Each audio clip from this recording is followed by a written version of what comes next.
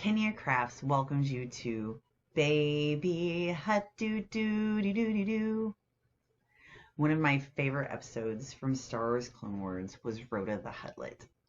Ahsoka is tasked with carrying around Jabba's son Rota in a backpack for much of the episode. When I heard that Ashley Eckstein herself was coming to Planet Comic-Con, I knew this was the gift I should make her. Although Planet Comic-Con 2020 was canceled, I decided that I would make Baby Rota anyway. Here's what you need: 2 mailer boxes or a large cereal box, a package of trouser socks or knee-high pantyhose, a paper towel tube.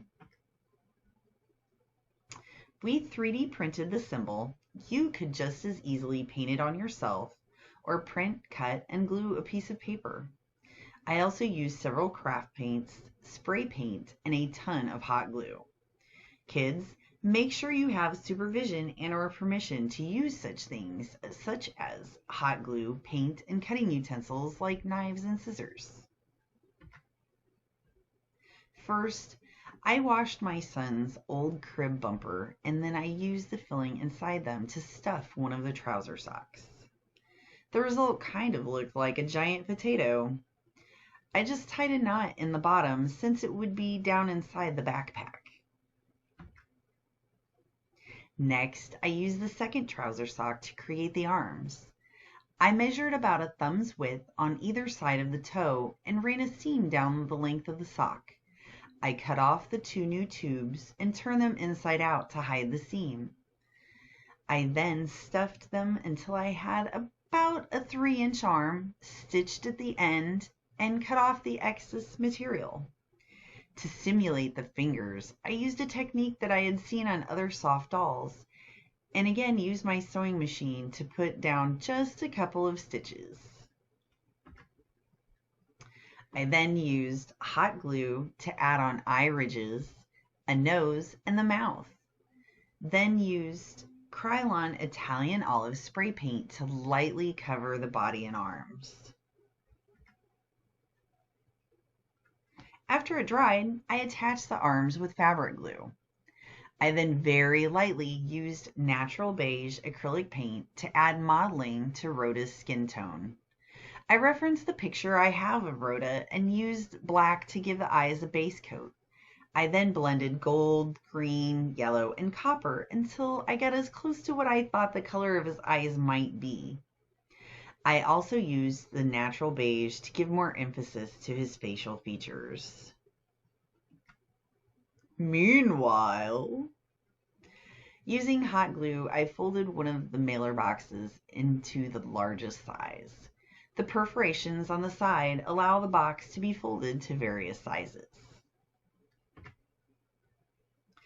I took the second mailer box and cut off the sides. I then carefully glued this piece to cover the gap left from making the first box to its largest size. Using the sides that were left from the second mailer, I fashioned the side pieces. I applied several layers of white acrylic paint to the front, back, sides, and to the paper towel roll. Artist note: if I were to make another one, I would paint the inside portion of the pack before gluing it together.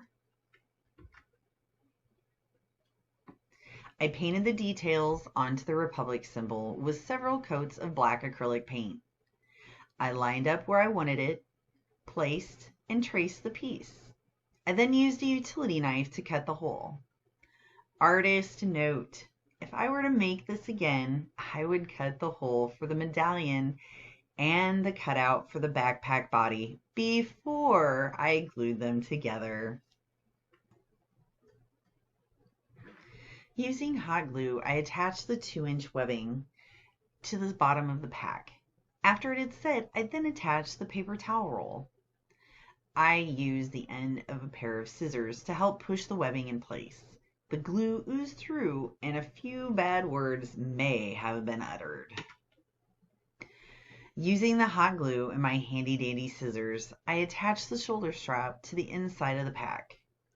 If you reorder your design as suggested, then do this when you're ready to glue the pack and hide the straps between the layers of cardboard. I threaded the 3D printed strap adjuster onto the end of the strap that was still free, and used fabric glue to secure the end of the webbing. This did not hold as well as I would have liked, so I used my sewing machine to reinforce the seam. I then threaded the bottom straps through the adjusters and capped them with the very cool protectors that Johnny Avocado printed for me. I used gel super glue on this piece. All that was left was inserting the baby hut, and ta-da! We have a wearable craft. I first drizzled hot glue all over the inside of the pack and then folded his tail up and quickly pushed him into place. Hot glue cools and sets quickly, so you need to be ready to take action. And now my baby Rota is off to visit his old pal Ahsoka. Thank you so much for watching. I hope you've enjoyed our Baby Rota how-to. Please put pictures in the comments of your baby hut creations. We'll see you next week for another fun craft. Please like, subscribe, and ring the bell to never miss a new episode.